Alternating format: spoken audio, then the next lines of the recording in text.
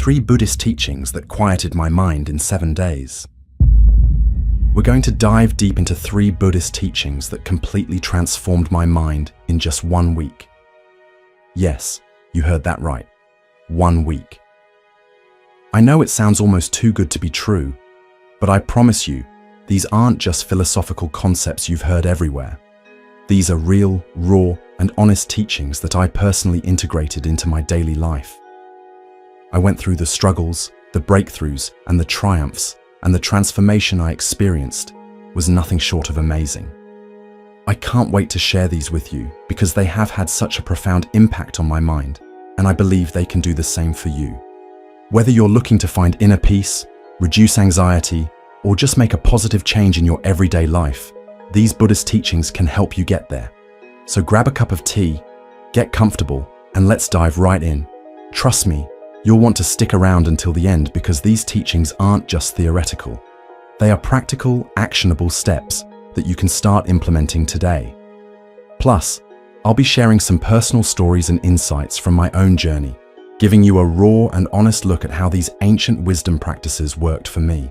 So without further ado, let's get started. Teaching 1. Detachment. The first Buddhist teaching that changed my life was detachment. Now let me be completely honest with you. I was never good at letting go. I held on to everything. Relationships, outcomes, expectations, even material possessions.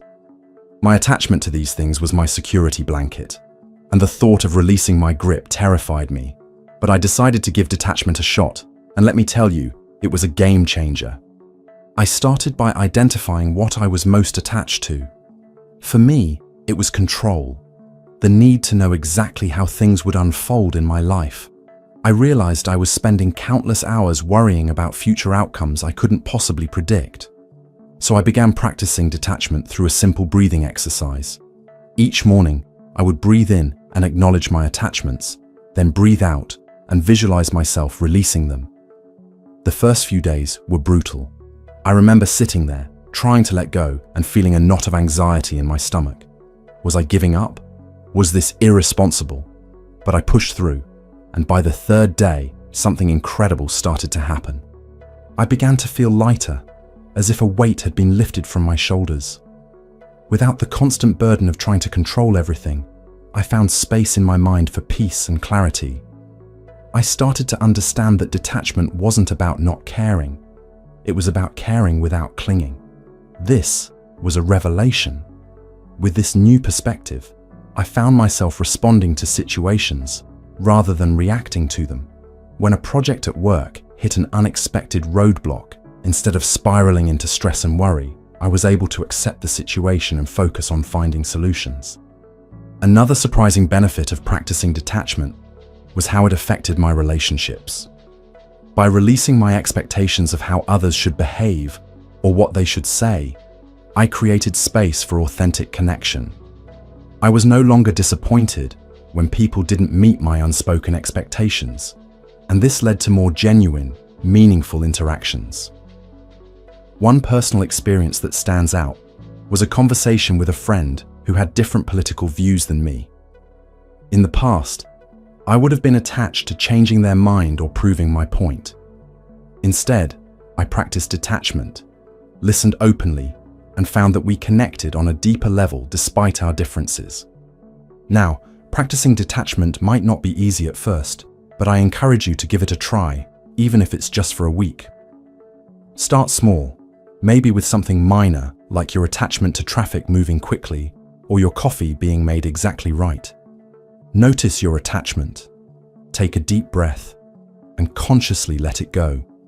You might be surprised at how liberating it feels and how much mental space it creates. It's not about becoming indifferent to life, but about engaging with it more fully without the suffering that comes from clinging. Teaching 2. Acceptance. Speaking of suffering, acceptance was the second Buddhist teaching that truly transformed my mind. Now, let me be upfront. I wasn't always good at accepting reality as it was. I used to resist difficult emotions, challenging situations, and uncomfortable truths. I would think, This shouldn't be happening, or I shouldn't feel this way. Sound familiar? But one day, I decided enough was enough. I made a commitment to practice acceptance every single day for a week, and the results were incredible. I started small, just with accepting my present emotions without judgment. If I felt anxious, instead of trying to push it away or distract myself, I would say, I accept that I'm feeling anxious right now. It felt strange at first, almost like I was giving in. But as I continued this practice, something shifted. By the fourth day, I noticed that by accepting my emotions, they actually moved through me more quickly. They didn't get stuck and fester the way they used to when I resisted them. One morning, I remember waking up to pouring rain when I had planned an outdoor activity. My first instinct was frustration. This wasn't how the day was supposed to go. But then I paused and practiced acceptance. This is the reality of today. It's raining. As simple as it sounds, that moment of acceptance completely changed my experience. Instead of wasting energy fighting against reality, I redirected it toward creating a beautiful indoor day. I made tea, read a book I'd been meaning to get to, and ended up having a deeply restful experience that I wouldn't have had otherwise. I also started applying acceptance to bigger challenges in my life. There was a relationship that had ended months before, but I was still struggling to accept it. Through daily meditation focused on acceptance, I finally allowed myself to acknowledge the full reality of the situation. It wasn't about approving of what happened or denying my pain. It was about recognizing what was true, so I could move forward. The moment I truly accepted it was like putting down a heavy backpack I'd been carrying for miles. I felt sad, but there was peace in that sadness. Incorporating acceptance into my routine made me realize that fighting against reality is the source of so much unnecessary suffering. It's not about being passive or giving up. It's about starting from a place of truth. Only when we accept what is, can we clearly see what can be changed and what must be embraced. It's a foundational practice that creates space for genuine growth and effective action. So if you're like I was and struggling with acceptance, my advice is to start small. The next time you feel a difficult emotion, try saying, I accept that I'm feeling this way right now. Or when something doesn't go as planned, acknowledge the reality before moving into problem-solving mode. Trust me, the mental freedom you'll experience will be well worth the initial discomfort. It's a teaching that has the power to change not just your mind, but your entire approach to life's challenges. Teaching 3. Compassion. The third Buddhist teaching that quieted my mind was compassion, both for myself and others. Now, I used to think compassion was just about being nice or doing good deeds. I was skeptical about how something so seemingly simple could have a profound impact on my mental state. But 1 week of intentional compassion practice completely shifted my perspective, and it became a cornerstone of my inner peace journey. I started with self-compassion, which was actually the harder part for me. Each morning, I would place my hand on my heart and say, "May I be kind to myself today?" I began noticing my self-talk, how harsh and critical it often was. Would I speak to a friend the way I spoke to myself? Absolutely not. So I made a conscious effort to treat myself with the same kindness I would offer a loved one. The first few days felt awkward, even a bit forced, but I kept at it, and gradually something began to shift. I remember one particular day when I made a mistake at work. My usual pattern would have been to berate myself, replay the error over and over, and carry the shame for days. Instead, I took a deep breath and said to myself, "This is a moment of suffering. Everyone makes mistakes. How can I be kind to myself right now?" This simple practice diffused the spiral of negative thoughts and allowed me to address the situation with clarity rather than emotional reactivity. The second part of my compassion practice involved extending kindness to others. I began with a daily loving kindness meditation where I would visualize sending good wishes to loved ones, acquaintances, and even people I found difficult. This wasn't just a mental exercise. It translated into how I interacted with people throughout my day. I became more patient in line at the grocery store, more understanding with the customer service representative on the phone, more present with my friends and family. One particularly meaningful experience was when I practiced compassion towards someone who had hurt me in the past.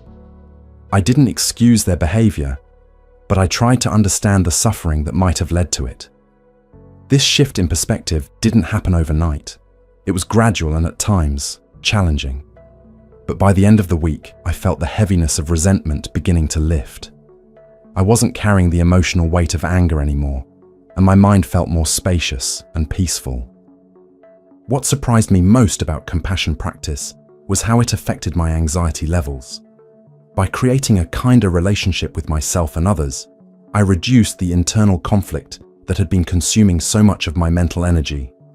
My mind became quieter, less cluttered with judgments and criticisms. I slept better, woke up more refreshed, and approached my days with a greater sense of ease and openness. Compassion is a practice that builds on itself. The more you cultivate it, the more naturally it arises. If you've never intentionally practiced compassion, I highly encourage you to start. Begin with yourself, perhaps with a daily self-compassion phrase, or by simply noticing when you're being harsh with yourself and choosing a kinder approach. Then extend that same kindness outward to others, even in small ways. You might be surprised at how this simple practice can transform your inner landscape and bring a profound sense of peace. How to bring these teachings into daily life. Now, I want to share how I integrated these three teachings, detachment, acceptance, and compassion, into my daily life to create lasting change.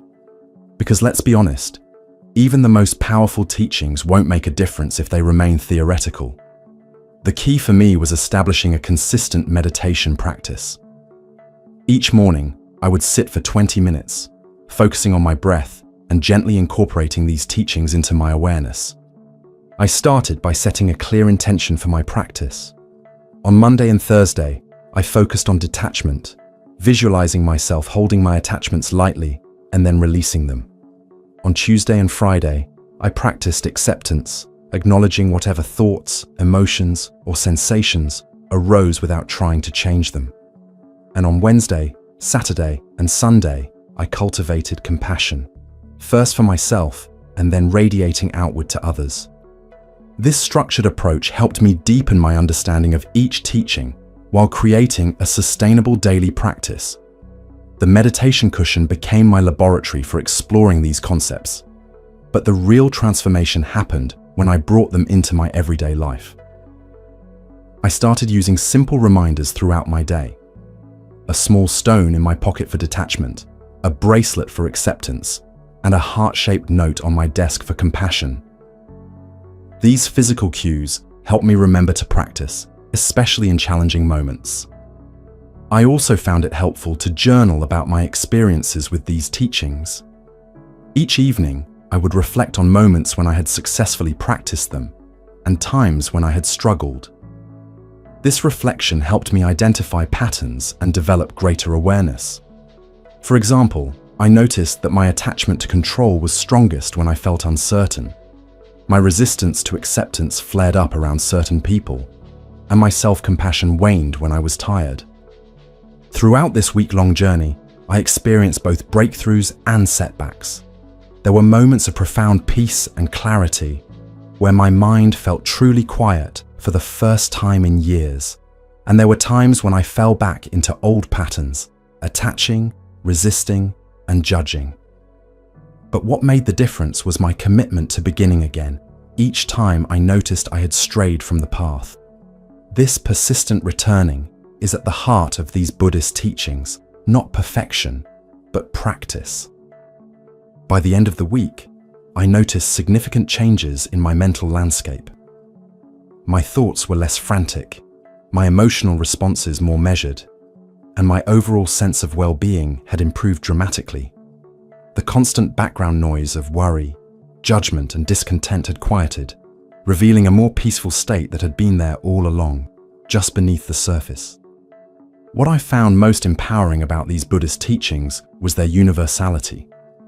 They don't require you to adopt any particular belief system or religion. They're practical approaches to working with your mind that can complement any faith tradition or secular outlook.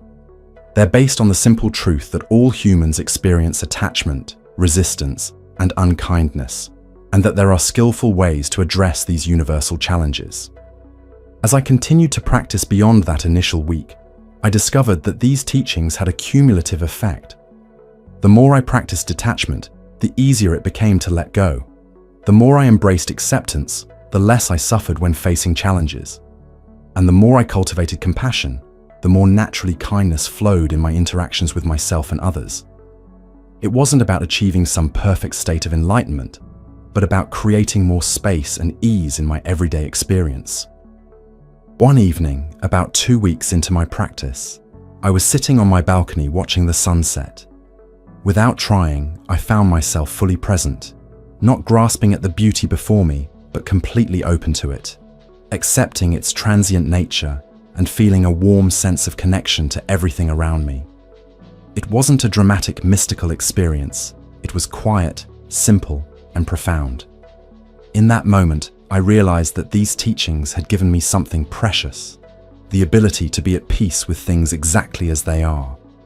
This doesn't mean I never experience anxiety, resistance, or judgment anymore. Of course I do. I'm human.